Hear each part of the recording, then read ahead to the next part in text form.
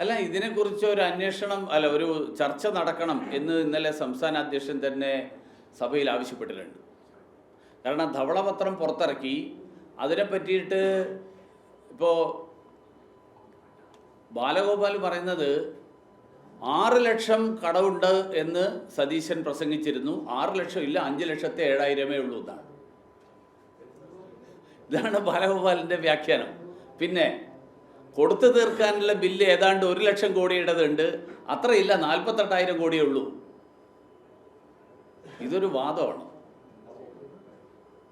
6 ലക്ഷം ഇല്ല, 5 ലക്ഷം കടമുണ്ട് എന്ന് പറയുന്ന വാദം, ആ വാദം സാമാന്യ ബുദ്ധിയുള്ള ആർക്കെങ്കിലും അംഗീകരിക്കാൻ പറ്റും? അപ്പോൾ എന്താണ് സർക്കാരിൻ്റെ നിലപാട്, നയം? സർക്കാർ പല കാര്യങ്ങളും ആ ധവളപത്രത്തിൽ സൂചിപ്പിച്ചിട്ടുണ്ട്. അത് ശുപാർശകൾ എന്നുള്ള തരത്തിലാണ്. സർക്കാരിൻ്റെ തീരുമാനം എന്താണ് ഇക്കാര്യത്തിൽ?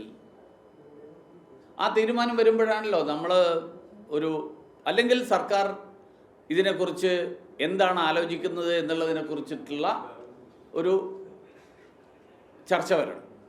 ഒരു കാര്യം ഞാൻ പറയാം, ഈ കഴിഞ്ഞ സർക്കാരിൻ്റെ കാലത്ത് കേന്ദ്രം ഞെരുക്കുന്നു എന്ന് പറഞ്ഞ് നടത്തിയ പ്രചരണം, ആ പ്രചരണത്തിൽ ഒരർത്ഥമില്ല എന്ന് പലതവണ ഞാൻ തന്നെ കേന്ദ്ര സർക്കാരിൻ്റെയും സംസ്ഥാന സർക്കാർ നിയമസഭയിൽ വെച്ചിട്ടുള്ള കണക്കുകളുടെയും അടിസ്ഥാനത്തിൽ ഞാൻ ചൂണ്ടിക്കാണിച്ചിരുന്നു. ആ ചൂണ്ടിക്കാണിച്ചത് തന്നെയാണ് ഇപ്പോഴത്തെ ധവളപത്രത്തിലൂടെ പുറത്തു വന്നിരിക്കുന്ന കണക്കുകൾ.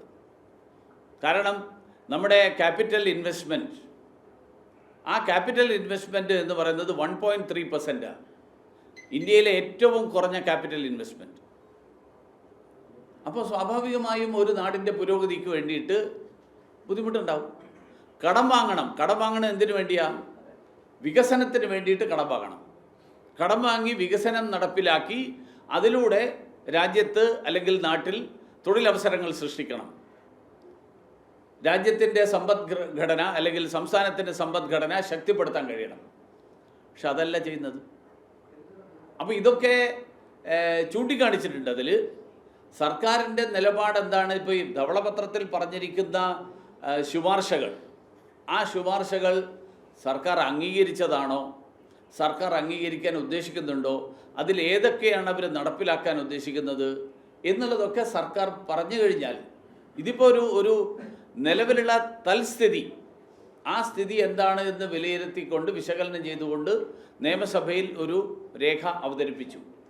ഇനി അതിനെ സംബന്ധിച്ച് സർക്കാരിൻ്റെ സമീപനം എന്താണ് എന്ന് സർക്കാർ വ്യക്തമാക്കുമ്പോൾ ഞങ്ങളുടെ അഭിപ്രായം ഞങ്ങൾ പറയും. കഴിഞ്ഞ കാലങ്ങളിൽ വ്യത്യസ്തമായിട്ട് 3 MLA-മാരൊക്കെയുള്ള നിയമസഭയാണ്. കേന്ദ്രത്തിന്റെ സഹായം കുറച്ചും കൂടി ഒരു കരുണാപൂർവ്വം പരിഗണിക്കുന്നതല്ലേ കേരളത്തിന്? തീർച്ചയായിട്ടും കേന്ദ്രം എല്ലാ കാലത്തും കേരളത്തിന് നൽകേണ്ട എല്ലാ സഹായങ്ങളും ഒരു മുടക്കവും കൂടാതെ നൽകിയിട്ടുണ്ട്. അത് പാർലമെൻറ്റിൽ ധനകാര്യമന്ത്രി നിർമ്മല സീതാരാമൻ പലതവണ വ്യക്തമാക്കിയിട്ടുണ്ട്. അങ്ങനെ വ്യക്തമാക്കിയ ഘട്ടത്തിൽ ഒന്നും തന്നെ കേരളത്തിൽ നിന്നുള്ള കോൺഗ്രസ് എംപിമാരോ CPM എംപിമാരോ അതിനെ കൗണ്ടർ ചെയ്തിട്ടില്ല.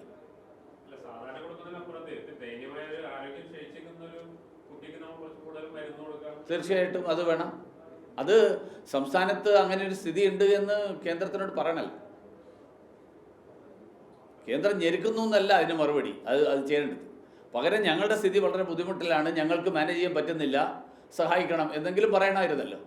അത് പറഞ്ഞിട്ടില്ല. പകരം പറഞ്ഞത് ഞങ്ങളെ പ്രത്യേകമായിട്ട് വേട്ടയാടുന്നു, കേരളത്തെ ഒറ്റ തിരിഞ്ഞ് ആക്രമിക്കുന്നു എന്നൊക്കെയാണ്. കേരളത്തെ ഒറ്റ തിരിഞ്ഞ് ആക്രമിക്കുന്നു എന്ന് പറഞ്ഞു കഴിഞ്ഞാൽ അത് വസ്തുതയായിട്ട് ബന്ധമില്ലാത്തതല്ലേ. പകരം ഞങ്ങൾക്കിത് മാനേജ് ചെയ്യാൻ അറിയില്ല എന്ന് അവർ ജനങ്ങളോട് പറഞ്ഞിരുന്നു എന്നിരിക്കട്ടെ. അപ്പോൾ ജനങ്ങൾ തീരുമാനിക്കും പിന്നെന്താ വേണ്ടത്.